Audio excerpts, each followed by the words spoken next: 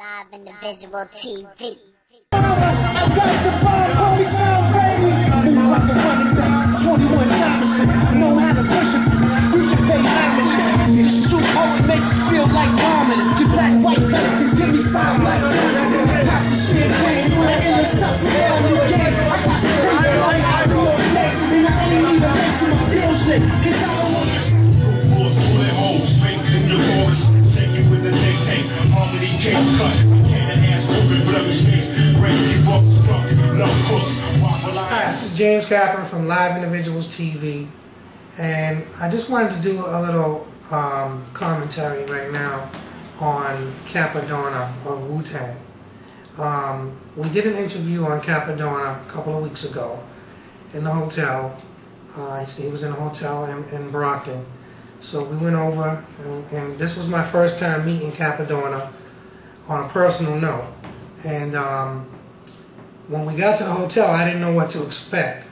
So when we got there, you know, we got to his room and everything, and I had my co-host, Virginia, do the interview. You know, I conducted the interview, and I told her the questions to ask and stuff. I just felt like, you know, you would be more comfortable doing an interview with her. So that's the way I set it up. And I want to tell you that I was shocked and surprised that the interview came out as well as it did. And I just want to say thank you to Cappodonna, you know, for representing our clothing line. And we're going to be doing a special line for Cappodonna. And, you know, he's a really good guy. And one of the things that I wanted to talk about was, you know, one of the things that we do every show after we interview an artist or whoever we interview is we ask the question, what advice would you give a young brother or sister trying to get into the business today? And I was very surprised at the interview that Cappodonna did because it was very informative, and I think that any young brother or sister watching it would definitely come out of that interview with, you know, with some knowledge, you know. And then after we finished up that, I mean, as if that wasn't good enough, you know, after we finished that interview, we were on our way to Lowell because we had to do an interview with Black Rob and Keith Murray and Crumb Snatcher. And so we was in a hurry to leave the hotel, and we left, and I get a call from Jimmy Kang, and Jimmy's like, hey, come on over here to Brookline Ave. He texted me the address and everything. He wanted me to do an interview with Sean Price because Sean was in town too, and Sean was supposed to be there. So we get over to this place, and I'm thinking, okay, Cappodonna's leaving here. He rushed off to go over to this place, and I thought he was going to do a show. And I thought we was going to, like, you know, a venue, to a club or something like that. But turns out it was an art gallery that we went to, and there was a panel of people there. There was DJ Chubby Chub was over in the corner on the turntables, and then you had DJ Hustle Simmons there. You had Ed O.G. was there from Boston. You know, it was just like a panel. There was a guy, E-Rock, there. It was a whole panel of rappers and figures from Boston radio and stuff like that. And I was just, it just like blew me away because when we walked in, Cappodonna was talking. And I thought that he was rushing off to go do a show, but he was rushing off to go sit down on his panel. And there was, you know, the place was packed. There were a lot of children there, kids there and stuff like that, and young people. And some of the things that Cappodonna said, I mean, like, in our interview, he had spoken about rap being a ministry. You know, like, rappers are ministers and preachers, and, like, you know, he couldn't have touched that on, he couldn't have been any more on point if he wanted to be. Because when we got over to this place, it was like an art gallery, and I guess there were some mothers there that their kids had been killed in Boston, you know, murdered and stuff like that. And they were talking about various issues and stuff, and you know, there was a lot of cameras and stuff there, and I was surprised that the mayor wasn't there of Boston, and that, you know, there wasn't any mainstream media there. There were a lot of cameras there, but I believe it was a lot of personal cameras. People was just taping this for their own personal use or whatever. Like, I didn't see Channel 5 there, I didn't see Channel 7 there, or Channel 4, WBZ. Nobody was really there. And this was, what I'm going to do is I'm going to run what we caught on tape in its entirety, and then you can be the judge of it. I mean, in that, Cappodonna spoke about, you know, what he does is he goes out on the street sometime and he just kicks it with little young dudes and shit just to see what's going on, you know, and see what's going on with them, and just to try to stay in touch with the younger people. And, you know, he also spoke about the Wizard of Oz and different things. And I think that Cappodonna doing that is like, that's his calling. And I think that in the future, you're going to be preaching, my brother. You know what I'm saying? You're going to be dealing with youth. And that is truly, truly, truly your calling. And I am very proud of you. I'm very impressed with you. And I had time to sit down with you and talk to you and deal with you on a personal level. And you know, and Cappodonna, he's just a deep dude. You know, he's a really good young brother. And you know, sometimes rappers get the bum rap, and you know, and it's about violence and guns and this and that and all that. But I think that brother, you know, the whole Wu-Tang crew, really, they're about positivity, and they're about promoting positivity and, you know, things like this. So it was truly, I was just blown away by the whole thing, you know. And I think that Cappodonna, like, there was a lot of people there that spoke, but I think he was more, you could feel more like what he was saying. He's like, he's truly going to be a preacher. You know, he's truly going to be someone who, that's his calling. That's what he's going to be doing. So enough said from me. I'm going to let this footage run, and I just wanted to say thank you for the interview from Cappodonna. I wanted to say thank you to Jimmy Kang for setting it all up. And, you know, I think that in the future, you'll probably be seeing more. What I want to personally try to do is try to have Cappodonna come out to New Bedford. I mean, I'm originally from Boston, from the Bean, you know, and that's why it was special for me to go there and for this event to be taking place, because I didn't know what we were going to. You know, we just showed up there, and that's what it was about. You know, and the Muslim brothers, big shout out to the Muslim brother, you know, the community, and to, you know, the mosque and everybody in that whole situation. They were there doing security, holding it down. To me, it just blew me away. And like I said, I'm not going to say much more about it, but I want to say thank you to everybody that was there. All the members, like Hustle Simmons, everybody from the radio stations, all the people that offered their services that day, you know, and that took the time out to come there, because I believe that, you know, a lot more people should be dealing with the issues in the community and dealing with teens and with youth, because that is our future, you know what I mean? And that's why I wanted to do this little commentary and say my piece, you know, and what I thought about the situation. I thought it was a good thing, but like I said, I was disappointed that the mayor of Boston wasn't there. Or, you know, like when you watch this, one of the brothers was saying, you know, if there's any politicians here tonight, you know, any city hall members or whatever, nobody spoke up, so I guess there weren't any there. But, you know, there was a lot of kids there, and I just think that Cappodonna touched a few people that night. He most certainly touched me. And later on, you know, we went up to Lowell. He came up to Lowell to the club where we were at, and I had a chance to sit on the bus with him, and we was just chilling, cooling out. And he was like, "James, what do you think?" And I was like, "I love you, man." You know what I'm saying? I think that everything that you're doing is positive. I think that, you know, what you do for kids is positive, and that people haven't seen that side of you, you know? So, and, you know, you'll see a story where he talks in there about how he gave up everything that he had just to make sure that he still had his sanity. I mean, that's real talk. That's real. It don't get any realer than that. You know what I'm saying? So, with all that said, I'm going to run this footage, and big ups to the whole Wu-Tang crew, to Mook, Jimmy Kang, everybody. You know, I think what you guys is doing is good. Keep it up. They're getting ready to go on tour, and, you know, hopefully they'll make a lot of money. No, but they're getting ready to go on tour, and hopefully that the whole thing will work out okay for them. And, you know, they can go to some places in between each stop, and maybe to a school or a hospital, to cancer patients or whatever. Just go speak to people and let them know that you care. You know what I'm saying?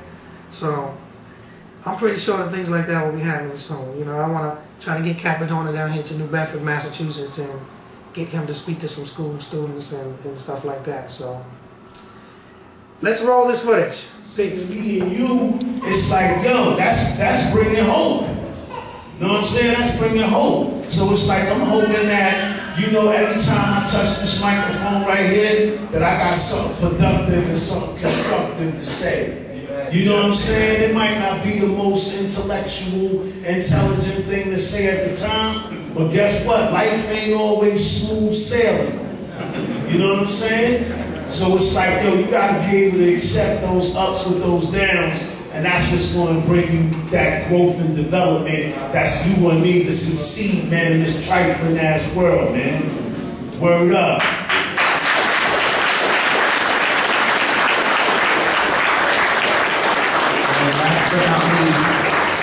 Because we definitely on the show all the time, so we're gonna have the meat and potatoes of the questions. We're gonna have the panelists chime in. But one last introduction. Definitely Hustle Simmons, Jam 94.5. He definitely holds it down with the launch pad that helps and gives hope to a lot of people when they hear themselves on the radio, and it gives something for people to aspire to and to hear themselves, because that's a huge thing for us artists. So I want to definitely give this time to let Hustle Simmons introduce himself and why he thought it was important to be here.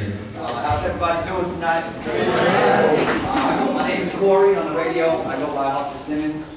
I see a lot of familiar faces, and I want to say, like, just to keep it 100% real, like, I'm really glad I got a chance to enter this building before this exhibit's over, man. It's a pretty powerful place, man. I want to, you know, all the families that may have lost somebody, man, like, it's cool to see everybody come together and support some of the people that at home might not have that big of a support system. So, I mean, like, for real, I'm really, really, really glad. This day I'll always remember. And I think music is important because I think, like, I can speak for myself, and hopefully people share the same opinion. Music is like therapy to me. That's why I love being a DJ. You know what I mean? If I'm not feeling well, I always got music that's going to help me come up. You know what I'm saying? If I want to remember something that's on a more sorrow side, then I have the music that'll get me in that zone as well. As far as my radio show on Sundays, I play a lot of, I don't like to call it local talent, I like to call it homegrown talent. I think local puts a net over people's heads, you know what I'm saying? Everybody's an artist and it's all worldwide nowadays. And that show also means a lot to me, man. I've been doing radio for like, it's my 15th year for real. So, you know, the industry's changed a lot from day one to now. Actually, I got my start in Charleston, South Carolina, at WPAL. You know, Wise Guys and Commantary, and everybody, you know, used to come down all the time. So it was cool, you know, I'm from Boston, so it's cool to see some of the guys come down from Boston, and, you know, I rep music always down there as well. I think the show is important because, like Dia said, you know, there's a lot of people that, you know, really want to do this music thing, and it's really, really tough. We all know that, man. There's a lot of money spent, there's a lot of time invested, and the payoff isn't always there. You know what I'm saying? And I believe it was like Miracle had said, man, the payoff for music, if you're not making that much money off it, I mean, you should be able to benefit it through yourself and be proud of the music that you make. And I'm glad on Sunday nights to help be an inspiration to a lot of kids that may be, you know, behind the wall, and a lot of kids that may have just come out, and just a lot of kids that want to turn to music as opposed to turning to the violent stuff we got going on in the city. So I just want to salute all the artists. I want to salute all the people that check out the show, and I definitely want to salute everybody that's in the building tonight, man. There's a lot of love.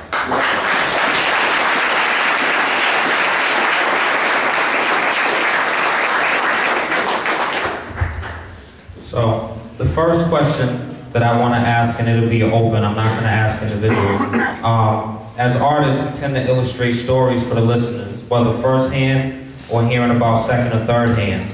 Do you feel any responsibility to the ones that's actually living those stories and living in those situations that you speak about?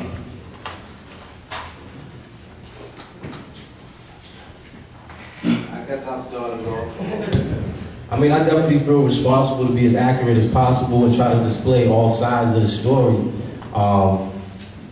And like Cap was saying, it's not always a peaches and cream. You know, sometimes it's a hard story to tell. But I do try to stay accurate to what I'm talking about.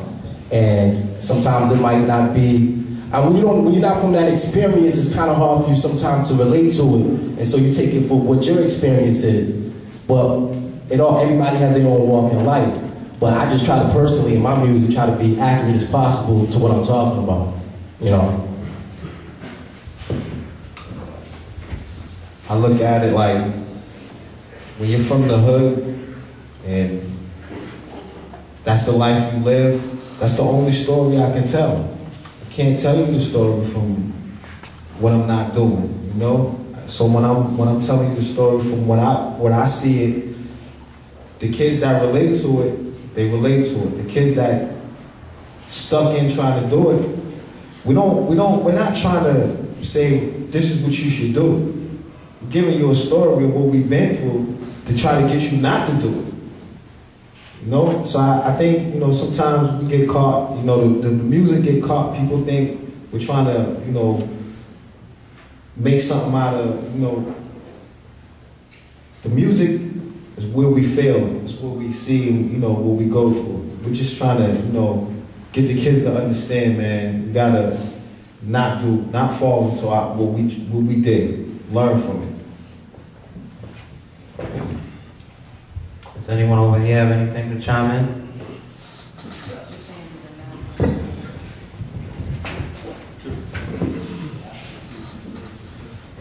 Yeah. Just to add on to what he was saying, you know, about the message in the music and, you know, the harsh reality of what we go through. But, you know, sometimes we do that feel-good music, too, that make you want to dance. And, you know, these stories, man, that you know, that you hear coming through your stereo and whatnot, yeah, they just guidance. It's guidance. You know what I'm saying? It's like, you know, we social workers on the mic. You know what I'm saying? And we giving you a prescription about, you know, life in the ghetto, life in the suburb, and life in general, or as you see it, on different various levels and topics. You know what I'm saying? We got songs about females. You know, a lot of songs, you know, the majority of them I hear, a lot of them are bashing, you know what I'm saying, females, but you know, some of them are good too. Some of them is uplifting. You know, I try to deal with songs that's more uplifting, you know what I'm saying, but like when I'm going through a trial or tribulation or something like that, and I'm going through it with a female, it's like then I start coming out with more harsh, you know, individualism against, you know what I'm saying, various situations or whatever that I be going through. But yo, it's like, yo, in the beginning was the Word. You know what I'm saying? And the Word was with God. You know what I'm saying? And the black man is God regardless to whom or what. So it's like we always got to stand on them bases right there, and we always got to keep it real. You know what I'm saying? Keeping it real with you is keeping it real with ourselves, and that's how we, you know what I'm saying, we learn to grow. It's like you don't want to hear no watered down story. You want to hear the truth. You know what I'm saying? Because the truth, you know, in the beginning, that's what they said, that's what's going to set you free. The truth. So if you get it raw, uncut, you know what I'm saying? Like I heard the minister say, you know what I'm saying, peace and blessings to Minister, you know what I'm saying, Farrakhan. But I heard him say one time, like, you got to speak a language that the people understand. You know what I'm saying? So me, when I'm dealing with rap, I'm speaking to a hostile generation. You know what I'm saying? Some of them is appropriate and they have proper upbringing, but most of them is hostile. You know what I'm saying? They come from where I come from. I come from the projects and all that. So I got to speak a language that they understand. So I use a lot of slang, you know what I'm saying, a lot of craft, because, you know, it's hip-hop. So, you know, the root word of hip-hop is hip. So you got to be hip to what's going on. That's basically, I ain't going to take up too much time, but you know what I'm saying?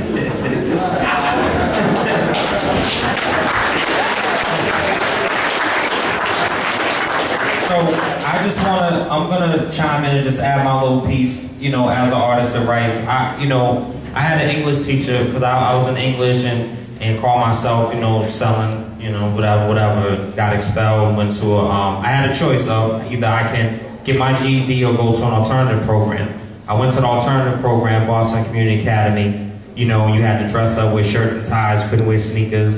You know, you had to come in every day, and we were doing, in addition to the regular, you know, the senior work, we were doing some college level work. So I made the choice to take the initiative and end up graduating valedictorian of my senior class for Boston Community Academy, which then translated to English High, you know, meeting the requirements or whatever. But my English teacher, Malcolm, he always said, you know, because he was always against like the typical rap music, and whatever he considered typical was just, he didn't like it. So when I would be in there listening to Pac or whoever, you know, and mumbling lyrics, he'd be like, you know, turn that garbage off, blah, blah, blah. And what he said to me, and this was years and eons ago, he said, a true artist paints a picture of a better world.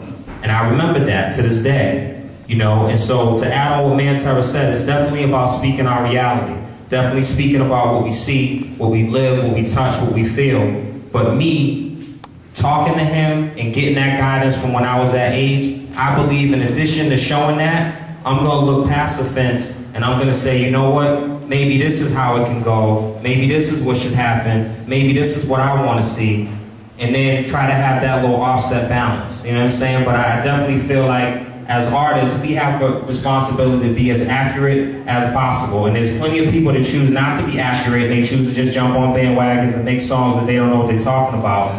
But the most people that really understand it know it's just made up. But people that don't really get it, you know, they snap and jiggle to it, and that's what it is. But I just wanted to add on to that piece. So, the next question, and this will be the last question just for time, I want everyone individually to point out one key issue within their community that is a problem for them, and if they see what a solution would be. Now, and I say that, I chose that specifically only because there's a tendency to when, you know, there's whether gatherings or protests or town meetings where people just say, we don't like it, we don't like it, we don't like it. Okay, so now what? Like, what do we do now? Okay, you know, we don't like the violence in our community, so now what? But I just want people, and it doesn't have to be violence, it can be education, it can be, you know, there's not enough stop signs on our street. I just want people to pick one thing of a problem in their community that they see and what the solution would be. Yeah, I'll go with what, like I thought about what does my intuition, what does my heart say when that question was asked, and I thought about just in particular, I'm going to speak to my community, men of color, because myself, Puerto Rican, black, Cape Verdean, etc. I'm a father of a 3-year-old, and I'm thinking, I guess what is the issue that I see? There's dirty laundry. We got to address how we respect each other, how we talk to each other, how we show love and respect to each other, what we consider to be love and respect, how we respect and show respect to women, children, etc. And I think it's dirty because at the same time, there's a lot of men that are doing it. And that's not being shown either. And I think so that's just to be real, right? One of the ways that I see it as a solution is how we act. I will take it to individual. We know there's an institutional, ideological, there is a systemic white supremacy that is making, that is a part of it. But institutional, like what can we do individually, right? For me, that means when I'm on the bus with my little man, because I take 3 buses in the morning to take him to daycare, Warren Gardens, and then go to school, and then from there go to work. When I'm with my little man, I'm going to be reading him a book on the bus. Or I'm going to take a moment to give him a hug and a kiss, if that's what he says. Papi, can I get a hug? Yeah. But I see folks is too cool to show that to their son. Or their son's like 3 and they're like, hey. And so that's how exactly, or I'll be on the bus, or man up, 4 years old, crying. And for me it's like, nah, come here, and let me read him a book. Or let me introduce to him that, and at the same time as that's happening, and I'm talking to the men in the room, the people are watching that. On the bus, how we reflect, how we speak, how we talk about our partners, how we talk about our children, how we talk about our relationship, our faith. Are we only talking about our faith in a place we feel is safe? Or are we open to talking about knowing that there's something way bigger than us, a divine, etc., guidance? And what does that look like? So for me, the solution is individual decisions you make as yourself, and at the same time showing guidance and love, and stop throwing away our young people at the same time as if somehow it's their fault that we have $60,000 more to spend for people in prison than we do for people in schools, which, by the way, are only miseducating young people. Cap said he got his college degree and stuff is on the wall, and it is touring, meeting people, going other places, spending time, you know, and the more you do that, I would say to question reality. The solution is to continue to question the reality. If someone else wrote a script for you, that don't mean you have to act that play. And there is a script that is being written for us, a direct school-to-prison pipeline. There's a direct, they tell you what they think about you. They speak of us as others. We aren't worth anything. If you ain't got money, even more. You know what I mean? Like the food stamp card in my wallet make me less of a man. No. It just means my son's gonna get food. Dig it?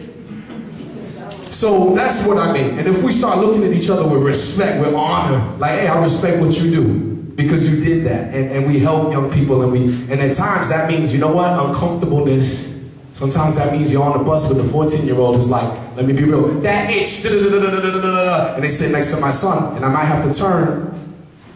And at that moment, I might have to be a brother to him. Not someone that's going to start yelling at him. Be like, my brother, you know, what does that mean to you? Are we afraid of that? Are we afraid of our own community? Of having dialogue that might increase? There's so many people I see that at the age of 18 feel like, you know, and I go by this, I'm speaking for myself. I never say things that I didn't have to check myself on, right? So if I didn't have to have that conversation, there's so many conversations that we could have, and that's where I see the solution. Y'all with me on that one? Because there's so many times that people say it, they say it up here, but they don't do it, you know what I mean? And that like the homie LOG says, right? You know what I mean? Don't talk about it, be about it. And sometimes being about it means talking about it at some uncomfortable moments, y'all. That means sometimes your boys say some weak shit, and you gotta check it. With love. James Baldwin said it was critical love. So with love.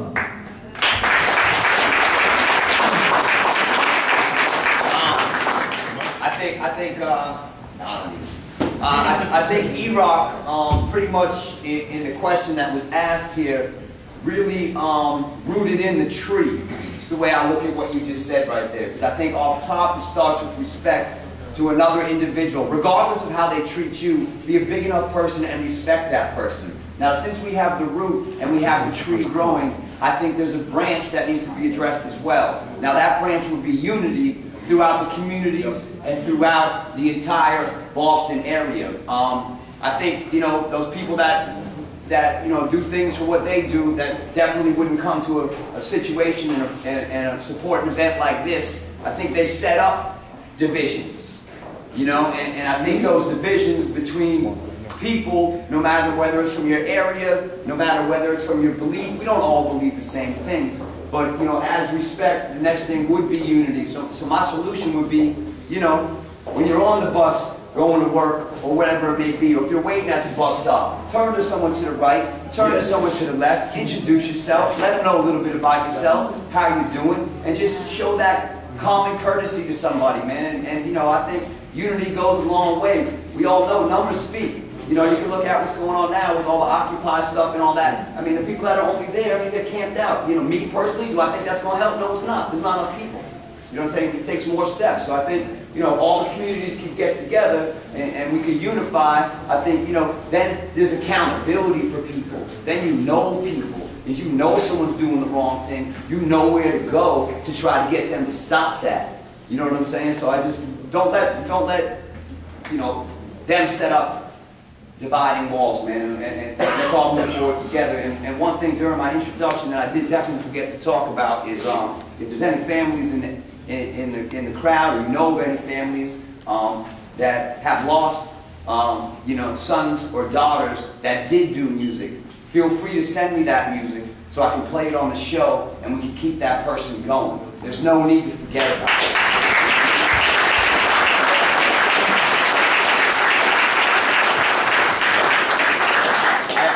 Like to just offer my services. I have a pretty big platform, whether, you know, and I'd like to offer that to anybody in the room, any projects going on, anything like this, or, you know, even maybe come over to the house on a day that the family's there and you're trying to remember someone you had lost. I'm more than willing to do any of that. You know, I appreciate the support that the city has for me, and I'm here to support the city and use the platform to the best of my ability to help people.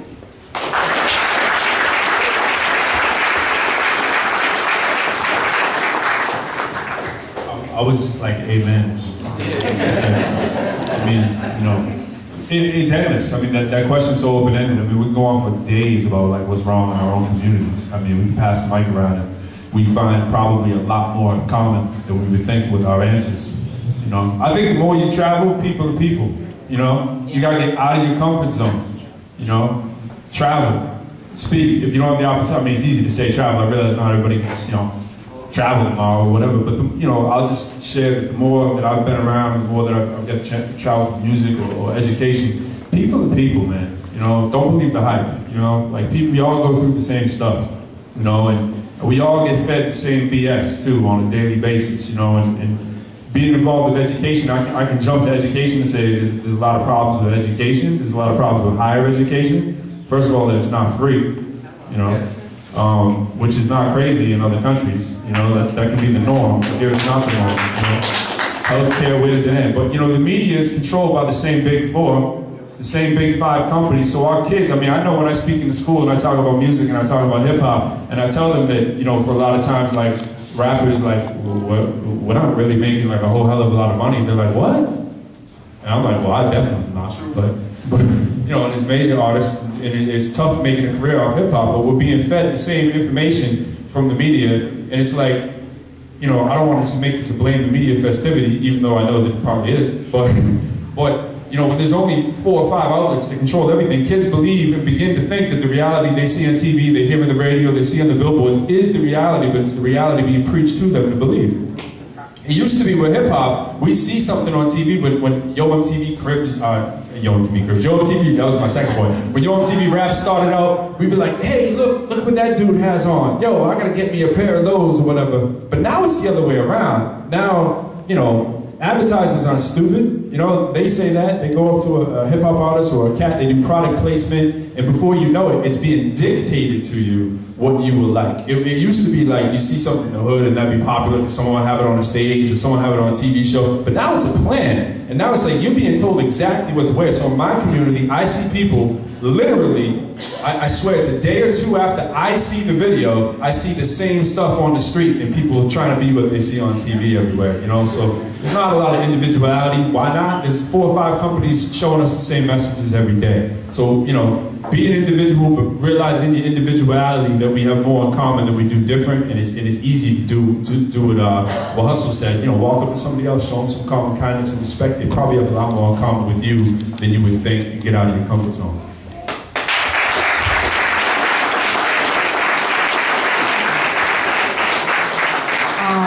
To piggyback off of what you guys kind of combined said, I personally think in the communities, in the world, I mean, one of the issues I would say is knowledge itself. I don't really think our generation really knows, like, who are you? Do you really know who you are? Do you really know the power inside you? Like, do you really know? You know what I mean? And I think that's a universal issue. And I know, everything that I observe, a lot of it stems from what I personally, went through or seen. And, even something as simple like what you guys are saying, talking to people, like, I remember having a question, like, back in the days, of course, when I was a little younger, if a female, I'm sitting on the train staring, like, dang, why she all on my grill? Like, that whole mentality, like, what is that? You know what I mean? What is that energy? What is that energy where, you somebody bump into you and it's immediate hostility? What is that?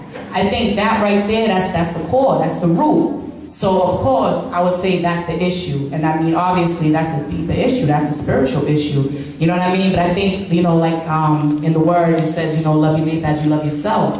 But do we love ourselves? Do we know ourselves? You know what I mean? So I'll keep it short. I think that's one thing.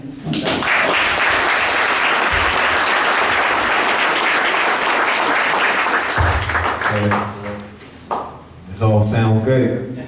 I mean, what more can you say? But I think, the biggest problem to me is the guns. I think, it's so easy to have a gun now. How is that? How are we from poor neighborhoods? We're fighting to keep our cable on. We're fighting to pay our bills. But all the kids got guns. I mean, that's crazy. Back in the days, you had a problem, you had to fight. You had to put your hands together and you had to go fight. that made you keep your mouth closed a little bit, you know, because you knew you had to fight. Now, everyone has a gun. That changes the whole outlook. You can have a kid, you know, that's really not a tough guy, and he gets a gun, and it changes his whole outlook on everything. You know, you can't look at him that day. You better not bump into him that day or step on his shoe that day. And that's crazy. You know, how did these guns get in our community? How are kids with no money getting access to these kind of guns? It don't make sense, you know, and that's what we need to stop. That's our problem. I mean, we can say everything else, but if we take that out of the equation, things will be a little bit different. And I think that, you know, we got to go to the source. How are we getting these guns into our streets? How are our kids getting them? And once we find that out, we can stop that. I think we'll be able to stop a lot of the other things.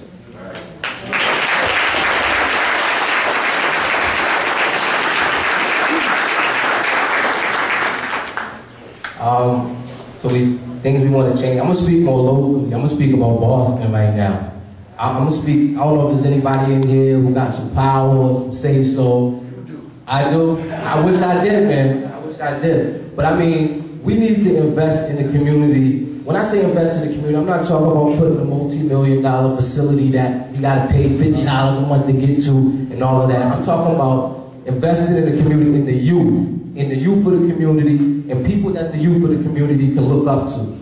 I'm speaking because a lot of them not here. So I'm gonna take probably my last time to get on here to speak out for them. They need someone and people and organizations who they see themselves in, because they can spot a phony and they won't respond to it the way that you want them to. I mean, they look up to certain things and they follow certain things, but if they see something that reminds them of themselves, and they can look at an individual and say, I know this person been through the exact same things I did. Invest in those people. I'm talking about the city of Boston. Like, we can't even get a function to do something peaceful, even when we put it in that term, like when we try to do a peaceful festival or a show or whatever, and they turn us down, like we don't want nothing to do with it. If that's the outlook you have on a youth, like we can't deal with them, how are we ever gonna get past it? They're not gonna trust you because they know you're not like them. You're scared to even deal with them. You know what I'm saying? So invest in the people who can deal with them. I'm not scared of none of them. Invest in what we doing. This is for the city of Boston. Invest in what we doing as a community. And we can learn to police ourselves. Because that's what it really boils down to, is policing ourselves. When we see a fight breaking out, or we see something telling people chill, you know, it's squashing it ourselves. A lot of times we just look the other way, you know what I mean? But when we invest in ourselves, when we start doing that, or get the tax money that we spending out to come back directly into our community, and I'm not talking about a multi-million-dollar facility. I ain't gonna speak no addresses that we can't even get into without any money, and you put it smack dab in the hood, it looks pretty, but we can't even get into it. You know what I mean? You know what I mean? So what I'm saying is just, if anybody in here is from the city hall or from the office, I'm speaking from the block right now. Invest in what we're doing. And stop being scared of what we're doing, and show us that you have a little bit of support for what we're doing, and I can guarantee you'll see positive results. That's how you'll get the crime rate down. That's how, when they say I can be a part of that, and I can make something happen from that, you'll see the crime rate go down. I can guarantee it. I'm just speaking for all the dudes, all the young ladies that can't be here, that will never get this chance. That's really what they want.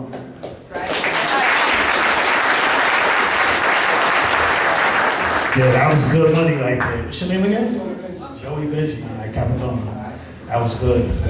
Yeah, I definitely agree with that right there. And, you know, that's what I was going to say. But my man over here, word about the guns, man, like, you know, because I was with a couple of them shorties the other, you know, just a few months ago. We was on the block.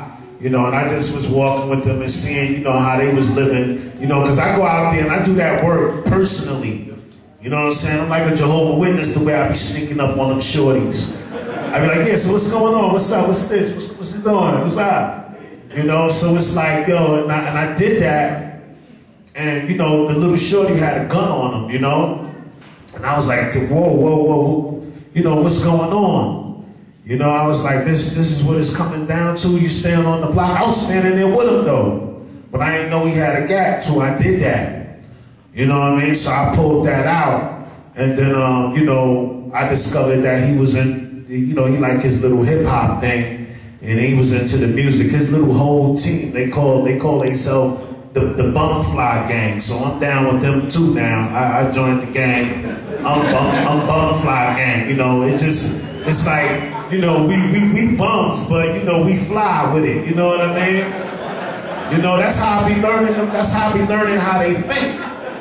You know, because I be with them and I go in them trenches. And it's like, but I did manage to get the gun from him. You know what I mean? But it cost me my studio. You know, I had to make that sacrifice. That was like, you know, just one of my many sacrifices. You know, if you ever heard about me and the story of how I gave up everything that I owned before, you know what I mean? I just gave it up, you know, just to make sure that I ain't losing my sanity.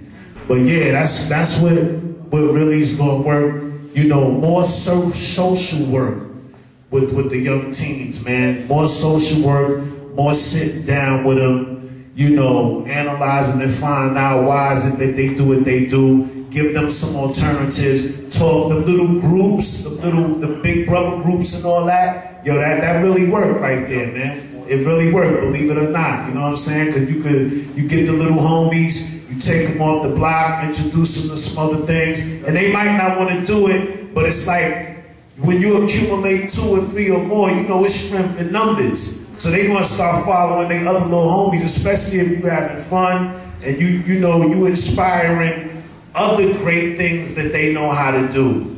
You know, you inspiring that, touching into that, so that just makes more and more and more to come. So yeah, I definitely agree with everybody on the panel, man. I couldn't have said it no better myself. You know, I like how it's going down, and it's like I'm a big brother.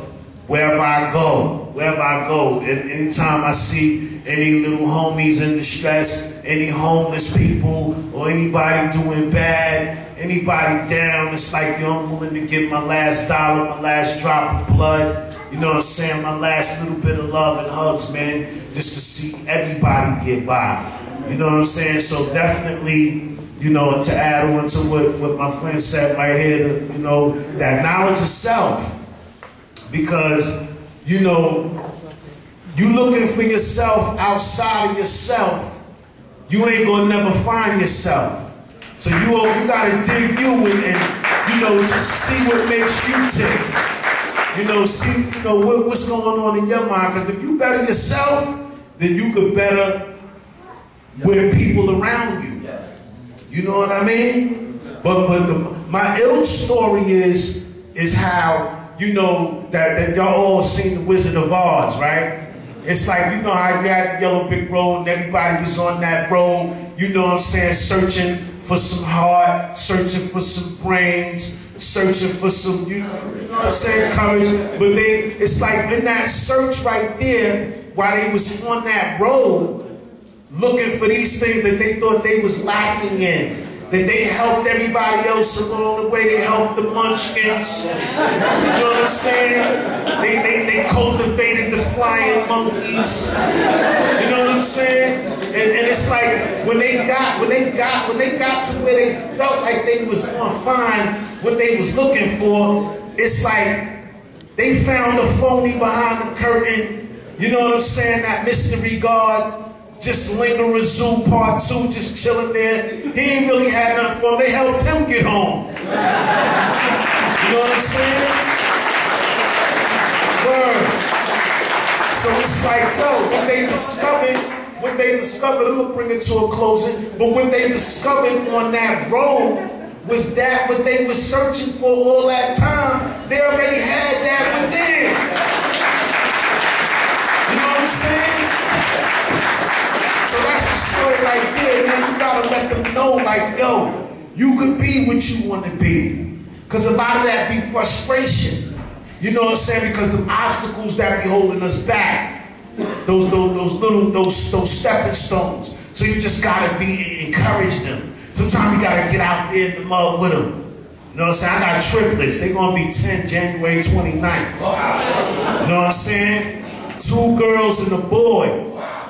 Word. Original came out first. You know what I'm saying? But it's like, yo, that's something that I work real hard for. Not only, you know, to give them something that they could use on earth, but something that they could take with them to the grave. You know what I'm saying? That's that love, man. That's that legacy. Everything that's genuine, everything that I'm made of. It's like, cause they was created in my likeness. You know what I'm saying? So that's how it keeps continuing to go on and go on and go on. But I gotta give it to them raw, so they can know and understand and be able to deal with all aspects of life and know that there's only one God. I'd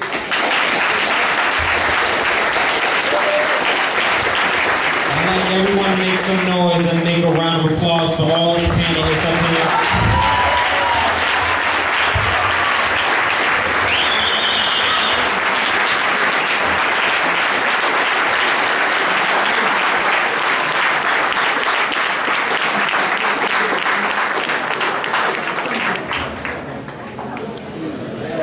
And then the last part of tonight, we definitely want to have just some short performances, because as was mentioned earlier, there's definitely going to be another aspect where the families will actually, thank you, the families will actually, more so than us choose you, I want the families to be very instrumental in choosing the artists that they want to tell their story and share their story and share their pain and their plight with. So there will be very short performances, and then before we get into that, I just want to, out of respect, I want to ask any of the mothers that's here if they have any questions or feedback from what they heard tonight from any of the panelists. We definitely want to give you a voice and speak your concerns also. And the fathers, sorry. The fathers, the grandmamas, the aunts, everybody that helped raise these babies. Anyone. All right. There you go. Thank you. What? I was saying any of the families that have a comment for our panelists. You do? Yeah. I just wanted to say thank you, and my kids always got into the hip hop music, but I never really understood it. Tonight, I have learned a lot from what you were talking about, how you put in songs about things that you don't want them to go through. And it just reminds me of parenting, like we always try to tell our kids, don't do this, don't do that, because you don't want them to get hurt. So now I see and understand how the music was used in that same way. And even though we tried our best to do it, they seem to still go out and try to, you know, they still do what we say not to do. Trying to let them see this. I just want to say thank you. I see a whole different side of hip hop and more of an understanding.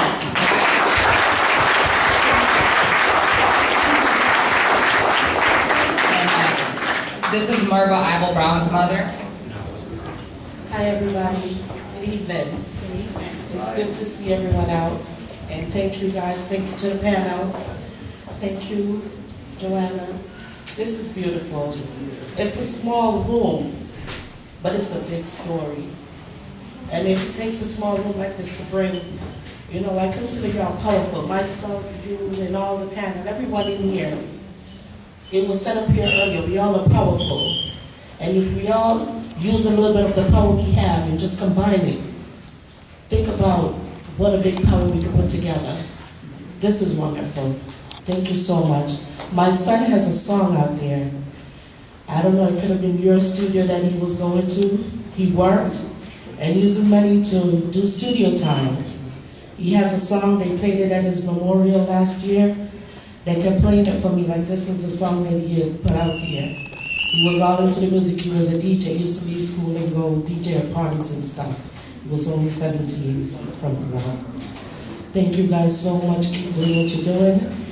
This is, I applaud you.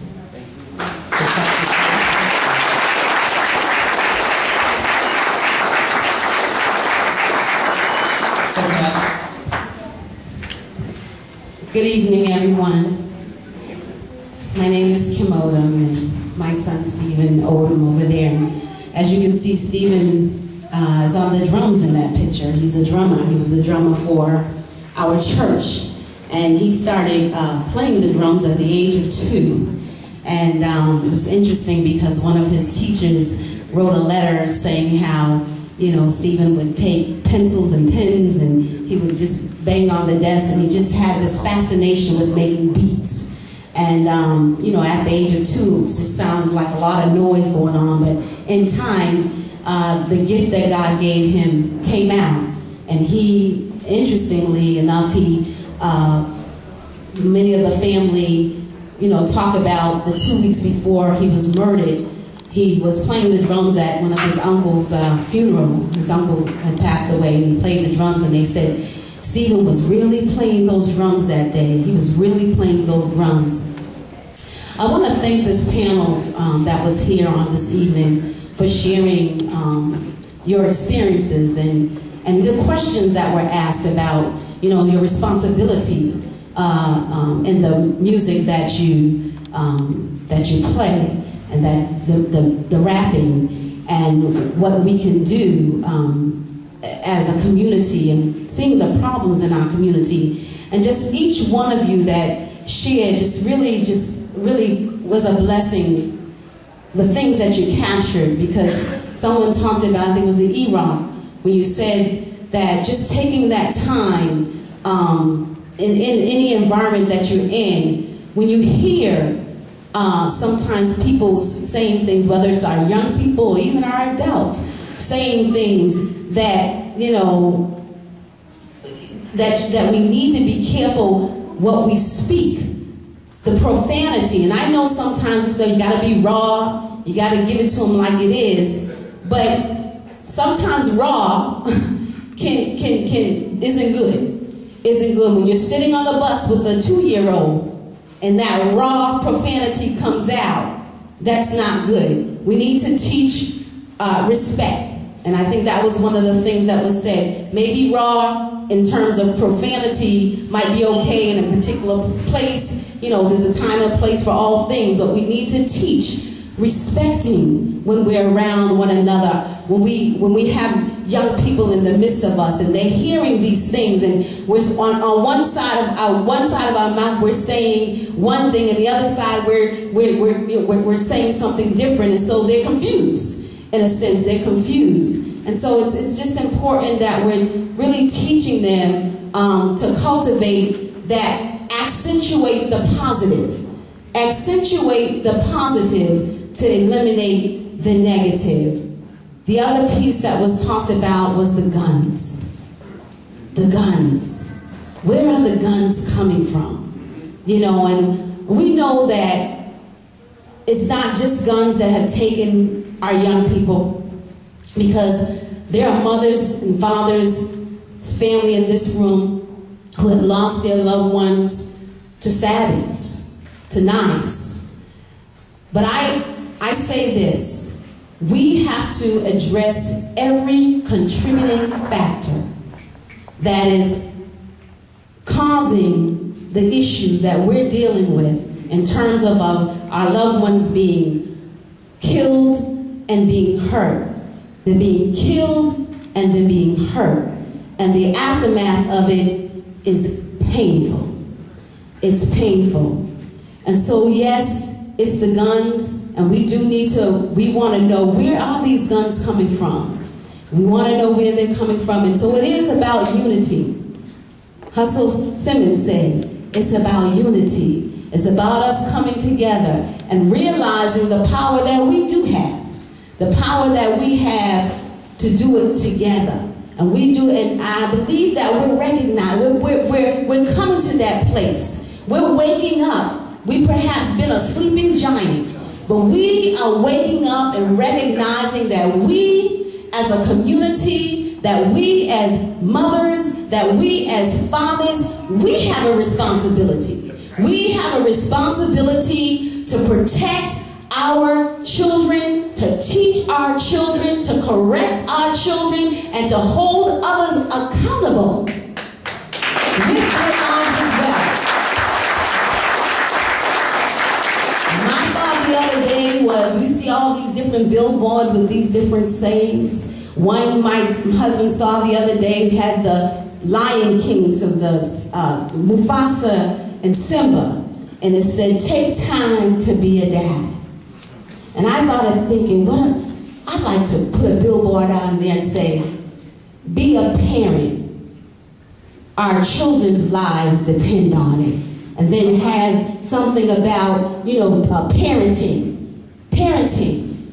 Teaching how to be a parent because our children's lives depend on it. That means from the school piece, education, because we have to make sure that they're being educated appropriately, holding our schools accountable, wherever their lives are being touched, we as parents we have the responsibility, and I say this, I have 5 children. Stephen was the youngest of 5. He's no longer physically here, but I'm responsible to continue to advocate for the thing that took every contributing factor that played into what took his life.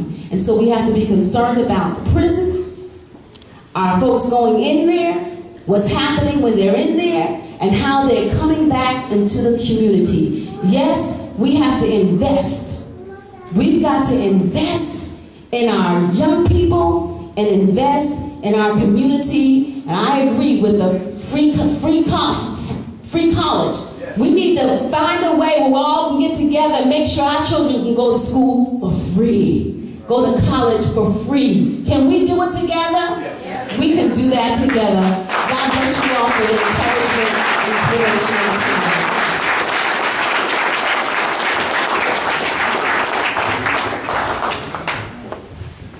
I want to say thank you all for coming out and saying what you all had to say.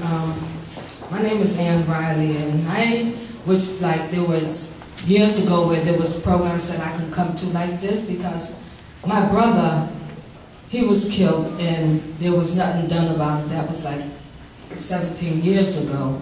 And and in the mornings, with my family being in mourning and stuff still, they still haven't done anything about it. They haven't even looked into it, like asking the police for like who killed them, or like they haven't even put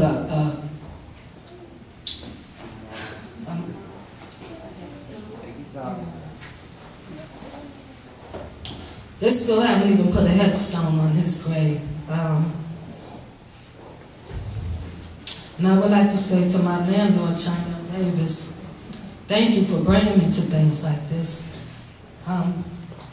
It's not that I like to turn you down sometimes when you come here. It's because I'm still in mourning about him. I have never grieved over it. And the thing about these guns and things, first of all, we have to look to the police too, because they're not doing a thing. In my neighborhood, where I'm from, there's young people out there selling drugs, and there's older people out there selling drugs. But the police look over them. They harass the people that goes to work, and they harass other people that lives in buildings and stuff like that. And they think less of the drug dealers. And I just like to say thank you for it. I enjoyed myself.